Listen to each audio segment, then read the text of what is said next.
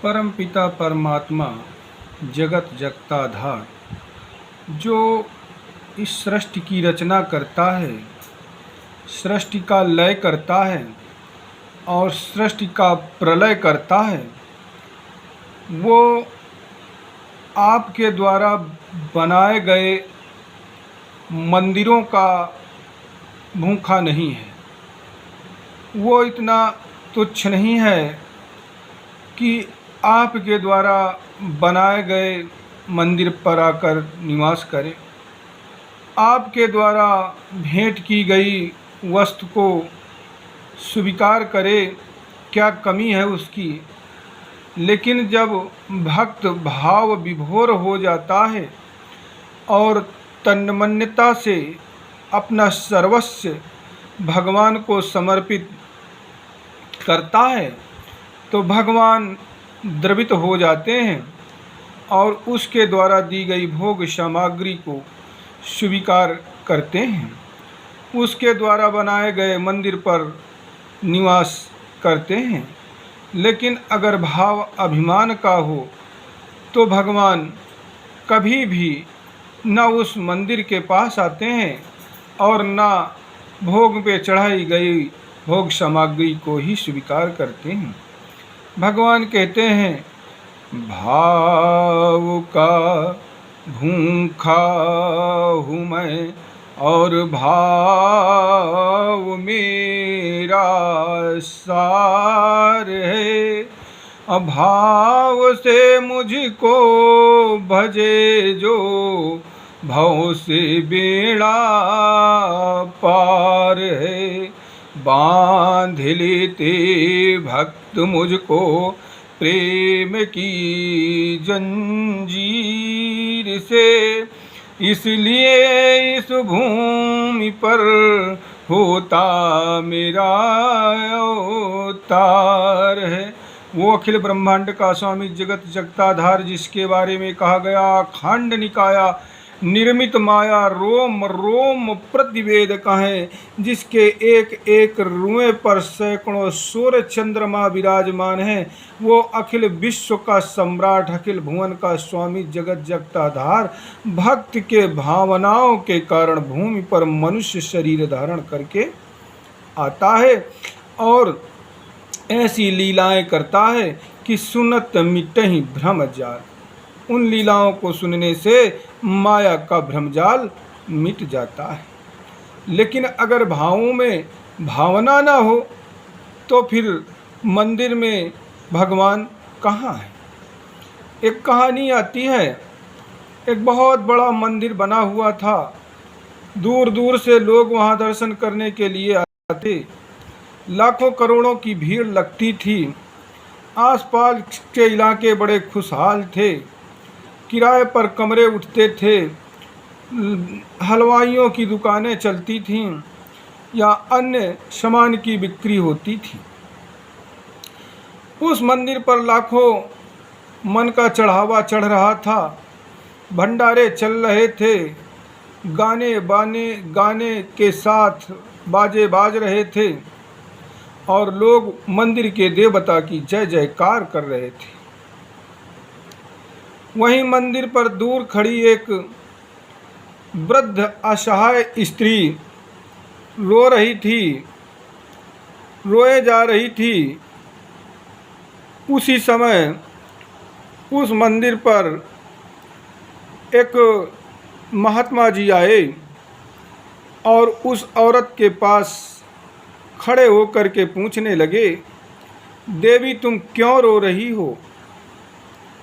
उस वृद्धा औरत ने उत्तर दिया, हे महाराज, मैं मंदिर पे दर्शन करने गई थी, लेकिन मंदिर प्रबंध कमेटी के लोगों ने मुझे मंदिर पर इसलिए नहीं जाने दिया, बोले तुम शूद्रा हो, स्त्री हो, इसलिए तुम्हें मंदिर पर प्रवेश नहीं दिया जा सकता। इतना कह करके वो फिर रोने लगी। लेकिन थोड़ी देर वही देवी, वही औरत बोली, लेकिन हे महाराज, आप कौन हैं?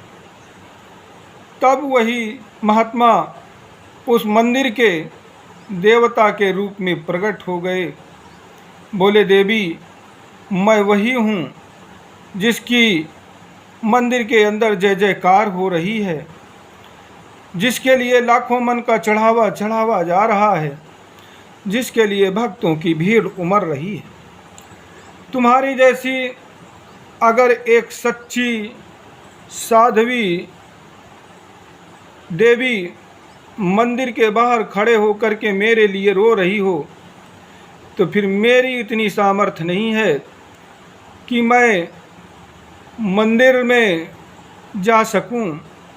मैं तो तुम्हारे पास ही विराजमान हूँ। उस देवी ने दर्शन किए और वो मंदिर के देवता अंतर्ध्यान हो गए। ऐसे ही आजकल बड़े बड़े मठ बना रखे हैं पाखंडियों ने। उन मंदिरों से, उन मठों से उन पाखंडियों की रोजी रोटी तो चलती है, लेकिन सत्यता ये है कि उन मंदिरों में, उन मठों में भगवान का वास नहीं है। क्योंकि भगवान जिस वस्तु के भूखे हैं वो वहाँ है ही नहीं। क्योंकि भगवान प्रेम के भूखे हैं, वहाँ प्रेम नहीं है। वहाँ जो दर्शनार्थी भी आते हैं वो अपनी मनोकामना की पूर्ति के लिए, स्वार्थ के लिए आते हैं। वहाँ जो मंदिर के मठाधीश भी बने बैठे हैं वो भी अहंकार की भावना से चोर उस मंदिर को एक दुकान की तरह धन कमाने की लालसा से, या इस भावना से कि हम बहुत बड़े हैं, हमने मंदिर बनाया, लाखों लोग दर्शन करने आते हैं और दर्शन का लाभ पाते हैं, भगवान हमारे मंदिर में विराजमान हैं, ऐसी झूठी भावना से ग्रसित रहते हैं। कुछ लोग तो अहंकार की भावना से भगवान के दरबार में पहुंच जाते हैं। मैं बहुत बड़ा सामर्थ्य हूँ, मैं बहुत बड़ा पैसे वाला हूँ, मैं भगवान के लिए 1.25 मन का लड्डू लाया हूँ या 1.25 मन की प्रसादी लाया हूँ, और वो प्रसादी भगवान को समर्पित करके फिर जनता पर वितरित करवाते हुए गर्व से सीना फुलाते हैं। ऐसा दान बंधनकारी होता है। अन्य प्रवचनों में भी बताया गया कि पुण्य पाप अगर लोहे की जंजीर है तो पुण्य सोने की जंजीर है। और जंजीर चाहे लोहे की हो चाहे सोने की, वो सिर्फ बांधने के काम में आती है, बंधन कारक होती है। भगवान श्री कृष्ण ने गीता में बताया है 3 प्रकार का दान होता है: सात्विक दान, राजसिक दान और तामसिक दान। अभिमान की भावना से किया गया दान, गर्व की भावना से किया गया दान, दाता की भावना से किया गया दान तामसिक दान होता है, जो व्यक्ति को नरक में ले जाता है। और पुनः प्राप्ति की भावना से, लोभ की भावना से किया गया दान कि मैं यहाँ इतना दान कर रहा हूँ, इससे मुझे भगवान इतना धन देंगे या मुझे स्वर्ग प्राप्त होगा, ये राजसिक दान होता है और ये बंधन कारक होता है। जो सबसे दान अच्छा होता है वो सात्विक दान होता है, जो इस भावना से किया जाता है कि हे भगवान, मेरा कुछ नहीं है, ये तो तेरी ही संप्रभुता है जो तुझे अर्पण कर रहा हूँ, मैं कुछ नहीं कर रहा हूँ, बल्कि हे परमात्मा, ये आपके द्वारा शुभ कृत्य मुझसे कराया जाता है। वही दान मोक्ष कारक होता है।